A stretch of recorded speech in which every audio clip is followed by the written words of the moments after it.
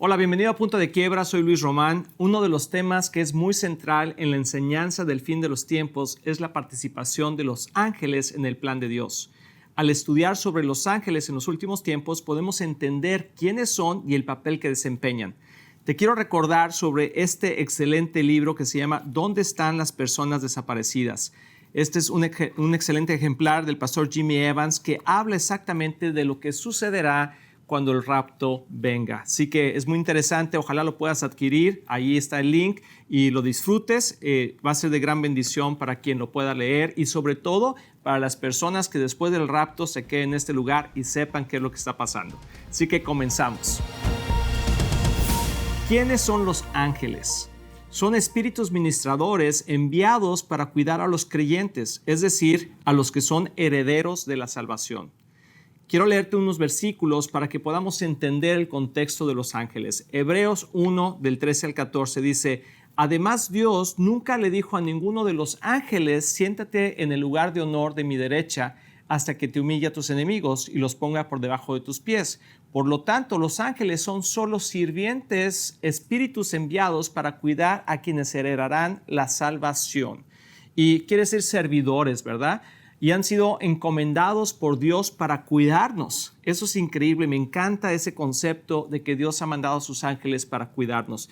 Están involucrados en nuestras vidas de muchas maneras y más de lo que creemos, cuidando y ministrándonos en el ámbito espiritual. Vamos a leer, por ejemplo, Salmo 34, 7 dice, pues el ángel del Señor es un guardián, rodea y defiende a todos los que le temen. Otro versículo muy interesante es el Salmo 91 del 9 al 13, dice, si haces al Señor tu refugio y al Altísimo tu resguardo, ningún mal te conquistará, ninguna plaga se acercará a tu hogar, pues Él ordenará a sus ángeles que te protejan por donde vayas, te sostendrán con sus manos para que ni siquiera te lastimes el pie con una piedra, pisotearás leones y cobras, aplastarás feroces leones y serpientes bajo tus pies. Qué increíbles promesas, ¿verdad? Algo que es importante es que en ambas escrituras la promesa de protección es para aquellos que temen a Dios y lo hacen su refugio. He platicado con varias personas y a veces me dicen, bueno, ¿y por qué le pasó esto a esta persona? ¿Por qué a aquella persona?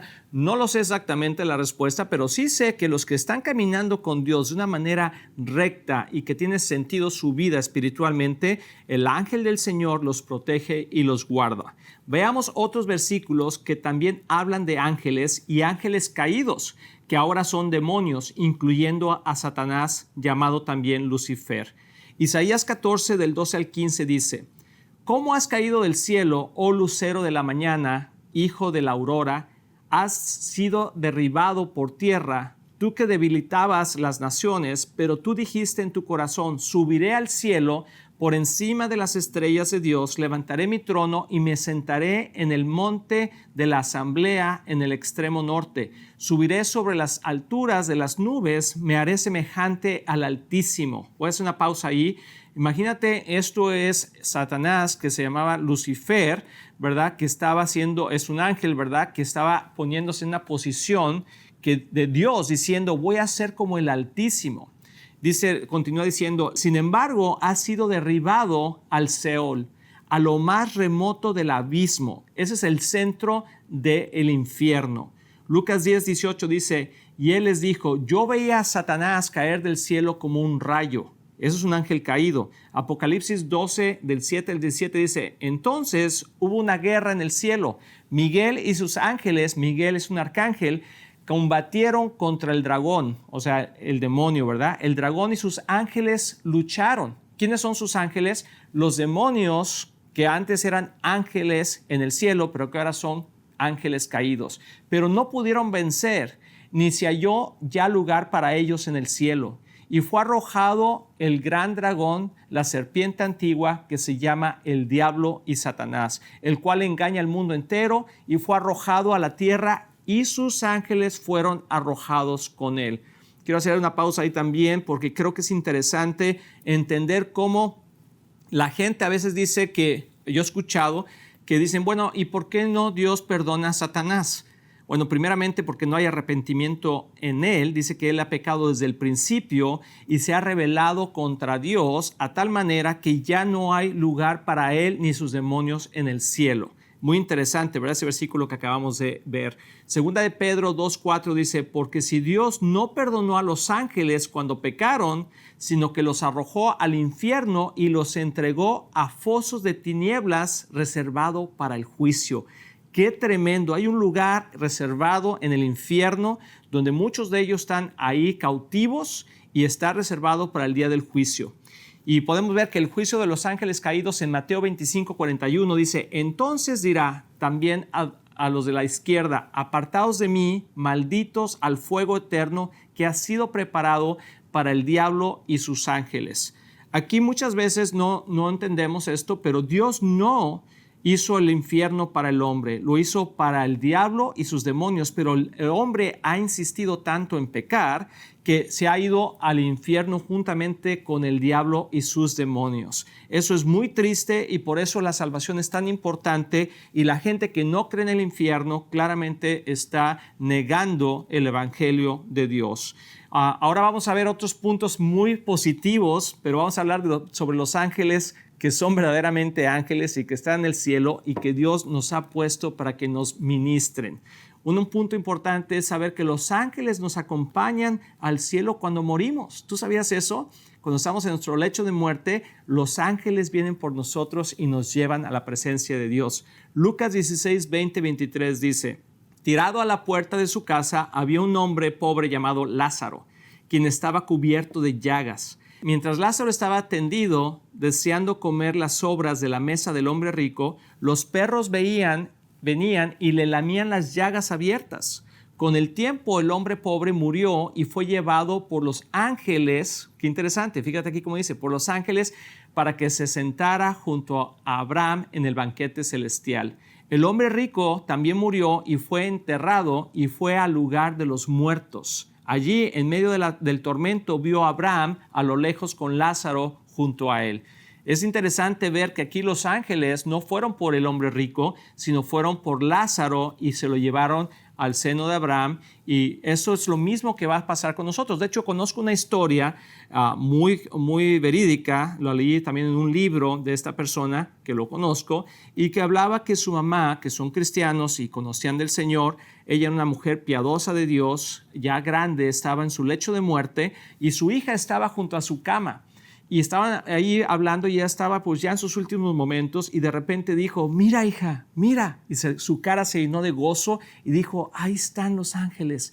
Y en eso ella dijo, vienen por mí. Eso fue bien interesante. Dijo, ahí están los ángeles y vienen por mí.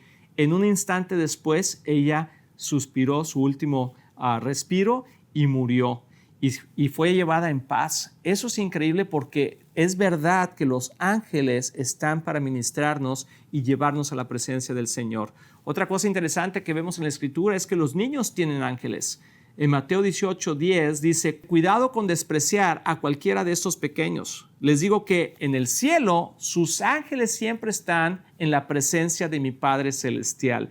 Increíble, ¿verdad? Cómo cada niño tiene un ángel. El ángel del Señor, por ejemplo, es otro tema que a veces vemos en la Biblia, y en el Antiguo Testamento representa a Jesús, el ángel del Señor, pero preencarnado, o sea, todavía no encarnado. Pero no es un ángel en sí, es Dios mismo, y Él es el ángel de ángeles, ¿verdad? Es la misma presencia de Dios cuando se refiere al ángel del Señor. No debemos tampoco de adorar a los ángeles ni centrarnos en ellos. Colosenses 2:18-19, podemos leer esta escritura, dice, no dejen que los condene ninguno de aquellos que insisten en una religiosa abnegación o en el culto de los ángeles. Hay gente que venera a los ángeles al afirmar que han tenido visiones sobre estas cosas, o sea, sobre los ángeles. Su mente pecaminosa los ha llenado de arrogancia y no están unidos a Cristo, la cabeza del cuerpo, pues Él, mediante todo el cuerpo unido con las articulaciones y los ligamentos, el cual va creciendo a medida que Dios lo nutre. Hay toda una serie de pensamientos donde los ángeles podemos tener comunión con ellos. Podemos decir al Señor, envía a tus ángeles. Pero realmente las pocas veces que en la Escritura vemos que un ángel se refiere a una persona, es enviado por Dios. Y les dice, no me veneres a mí, sino únicamente a Dios. Yo soy un siervo juntamente contigo. Si podemos ver las Escrituras, cuando se le apareció a María, en Apocalipsis, también podemos ver eso. En varias partes a Daniel, ahorita lo vamos a ver en un momentito, cuando se aparecen los ángeles, vienen como mensajeros de Dios, no para nosotros venerarlos. Los ángeles en toda la Biblia son mensajeros y ministros del Señor para la humanidad. Ellos han servido un papel clave en la historia de la humanidad y jugarán una gran parte en la profecía del fin de los tiempos. Veamos algunas formas específicas en las que estarán involucrados los ángeles al final de los tiempos. Por ejemplo, esto comenzó con el anuncio de Daniel de parte del ángel Gabriel. En Daniel 9 del 20 al 27 dice, yo seguí orando, este es Daniel orando, y confesando mi pecado y el pecado de mi pueblo, rogándole al Señor mi Dios por Jerusalén, su monte santo. Mientras oraba, Gabriel, se está refiriendo al arcángel Gabriel, a quien había visto en la visión anterior, se me acercó con rapidez a la hora del sacrificio vespertino.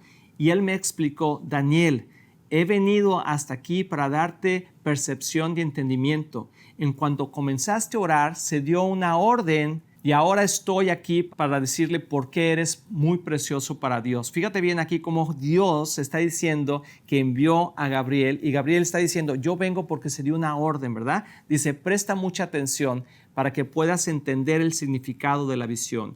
Un periodo de 70 conjuntos de 7 se hará decretar para tu pueblo y tu ciudad santa para poner fin a su rebelión, para terminar con el pecado, para obtener perdón por su culpa, para traer justicia eterna, para confirmar la visión profética y para ungir el lugar santísimo. Ahora escucha y entiende, pasarán 7 conjuntos de 7 más 72 conjuntos de 7 desde el monte en que se dé la orden de reconstruir Jerusalén, hasta que venga un gobernante, el ungido. Jerusalén será reconstruida con calles y fuertes defensas a pesar de los tiempos peligrosos. Después de este periodo de 72 conjuntos de 7, matarán al ungido sin que parezca haber logrado nada y surgirá un gobernante cuyo ejército destruirán la ciudad del templo. El fin llegará con una inundación, guerra y la miseria que acarrea. Está decretada desde ese momento hasta el fin. El gobernante firmará un tratado con el pueblo por un periodo de un conjunto de 7, pero al cumplirse la mitad de ese tiempo pondrán fin a los sacrificios y a las ofrendas. Como punto culminante de todos sus terribles actos, colocarán un objeto sacrílego que causa profanación hasta el destino decretado para este profanador finalmente que caiga sobre él. Está hablando prácticamente de toda la historia de lo que va a venir en los últimos tiempos. Le está diciendo el ángel Gabriel, ¿verdad? Esto va a suceder y ya hemos visto en algunos otros programas lo que significa todas las semanas, pero está hablando de cuando Cristo viene, de cuando Cristo va a reinar al final, del anticristo que se va a levantar, de las semanas que significan años y del tiempo de la tribulación. Pero lo más importante, lo que yo quiero mencionar aquí, es que es un ángel que trae directamente esta información a Daniel. Hechos 1 del 9 al 11 dice, después de decir esto, Jesús fue levantado de una nube, mientras ellos observaban hasta que ya no pudieron verlo. Mientras se esforzaban por verlo, ascender al cielo, 2 hombres vestidos con túnicas blancas de repente se pusieron en medio de ellos. Hombres de Galilea, les dijeron, ¿por qué están aquí parados mirando al cielo? Jesús fue tomado de entre ustedes y llevado al cielo, pero un día volverá del cielo de la misma manera en que lo vieron irse. Estos son ángeles que se le aparecen a los discípulos y les explican qué es lo que está pasando, y posiblemente fueron los mismos ángeles que se aparecieron a las mujeres cuando fueron a la tumba a ver si Jesús todavía estaba y que ya había resucitado. Vamos a ver otra escritura que también está muy interesante. Esto es sobre el arrebatamiento, cuando ocurrirá con la voz de un arcángel, que puede ser Miguel o Gabriel. Primera Tesalonicenses 4, 16, 18 dice, pues el Señor mismo descenderá del cielo con un grito de mando, con voz de arcángel y con el llamado de trompeta de Dios. Primero los creyentes que hayan muerto se levantarán de sus tumbas. Luego junto con ellos nosotros los que sigamos vivos sobre la tierra. Seremos arrebatados en las nubes para encontrarnos con el Señor en el aire. Entonces estaremos con el Señor para siempre. Así que anímense unos a otros con estas palabras. Y vemos ahí que inicia que habrá una trompeta, que un arcángel la tocará. Podría ser Miguel o Gabriel, porque son los únicos dos ángeles nombrados en la Biblia y solo Miguel es llamado arcángel en el libro de Judas. Hay un libro que es el libro de Enoc, que no está en la Biblia, pero que se quitó de la Biblia de hecho, pero que explica también sobre el arcángel Gabriel. Entonces puede ser Miguel o Gabriel. También vemos que el libro de Apocalipsis fue dado a Juan por el ángel del Señor, la misma presencia de Dios, ¿verdad? Pero hablamos en Apocalipsis 1, del 1 al 3, dice, esta es una revelación de Jesucristo, la cual le dio para mostrar a sus siervos los acontecimientos que deben de suceder pronto. Él envió a un ángel a presentarle esta revelación a su siervo. O sea, aparte de la presencia de Jesús, dice que envió a un ángel para darle esa revelación, y eso lo vemos después al final de Apocalipsis, cuando el ángel del Señor, ¿verdad?, se manifiesta, pero también cuando durante este tiempo de Apocalipsis, Juan se inclina hacia un ángel y le dice, yo soy consiervo tuyo, ponte de pie. Ese es el ángel al que se refiere aquí en Apocalipsis que envió.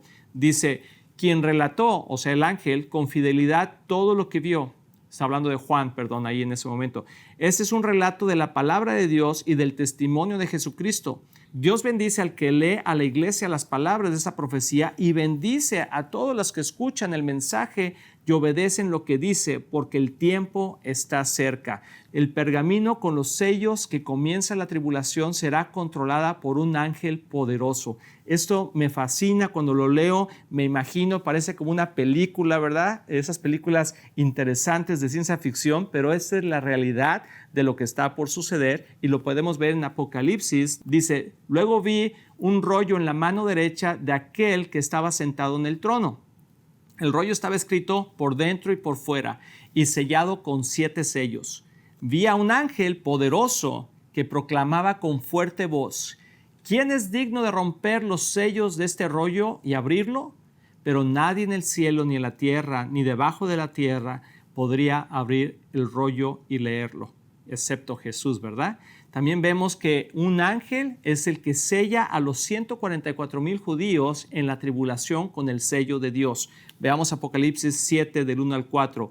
Después vi a 4 ángeles que estaban de pie en las 4 esquinas de la tierra. Sujetaban los 4 vientos para que no soplaran sobre la tierra, ni sobre el mar, ni sobre ningún árbol. Qué interesante, ¿verdad? Y vi a otro ángel que subía del oriente llevando el sello del Dios viviente. Gritó a los 4 ángeles que habían recibido poder para dañar la tierra y el mar.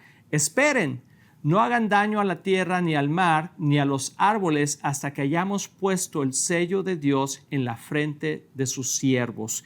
Qué interesante todo esto, cómo Dios utiliza a los ángeles ministradores de los humanos para poder llevar a cabo sus planes. Dios es un Dios siempre inclusivo, ¿verdad? Podemos ver Apocalipsis 14 al 1 que dice, luego vi al Cordero de pie sobre el monte de Sión, o sea Jesús. Con él había 144,000 que tenían el nombre del Cordero y el de su Padre escrito en la frente. De la misma manera que el enemigo va a querer poner el sello de la bestia, la marca de la bestia, sobre todo aquel que le adore, Dios durante el tiempo de la tribulación, a través de todo este proceso que acabamos de leer, va a poner una marca sobre los 144,000 judíos que van a ser los testigos durante el tiempo de la tribulación. 3 ángeles proclaman un mensaje al mundo en Apocalipsis 14. Dice, y vi a otro ángel que volaba por el cielo y llevaba la eterna buena noticia para proclamar a los que pertenecen a este mundo, a todo el pueblo y toda la nación, tribu y lengua.